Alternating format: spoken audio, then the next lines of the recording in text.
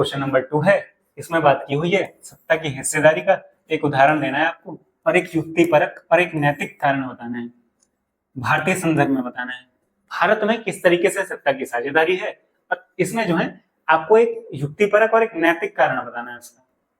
तो भारत में सत्ता की साझेदारी में अगर हम देखें तो अब बात करें तो भारत में क्या हो रहा है कि अनुसूचित जाति, एससी, एसटी और ओबीसी जो देख रहे हैं, इन सभी को जो है शिक्षा में, नौकरियों में और राजनीति जैसे कि संसद और विधानसभाओं में, इन सभी में ही जो है रिजर्वेशन है, आरक्षण दिया हुआ है।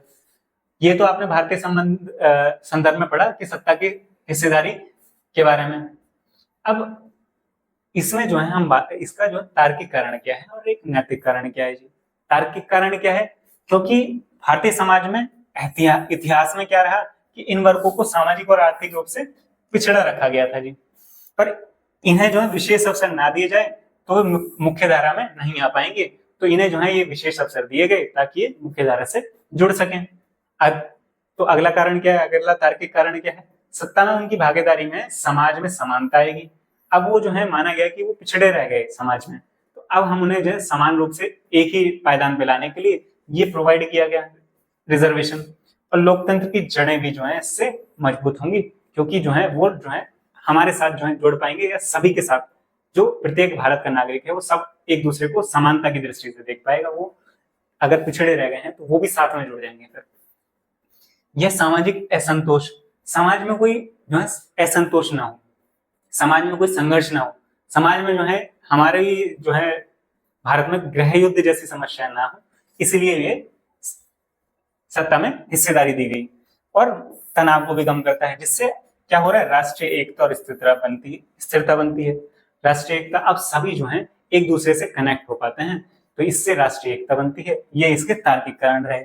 अब नैतिक कारण क्या है जी, नैतिक कारण है कि समाज का नैतिक दायित्व बनता है कि ऐतिहासिक अन्यायों को सुधारे और उन समुदायों को न्याय दिलाए जिन्हें सदियों से भेदभाव और शोषण झेलना पड़ा है। नैतिक कारण क्या है कि नैतिक रूप से जो समुदाय पिछड़ा था, जिसके साथ अन्याय हुआ, उसे अब न्याय दिलाया जाए और उनको जो है वो अधिकार प्रोवाइड किए जाएं। फिर सत्ता में उनको हिस्सेदारी जैसे देना, जैसे समानता, न्याय, गरिमा जैसे संवैधानिक मूल्यों का सम्मान करना। तो उन्हें जो है, अब समानता की बात करते हैं हम संविधान में, तो वो समानता उन्हें मिले, न्याय मिले उन्हें, उनकी जो प्रत्येक नागरिक की जो गरिमा है उसका ध्यान रखा जाए। ये आपके नैतिक कारण रहे।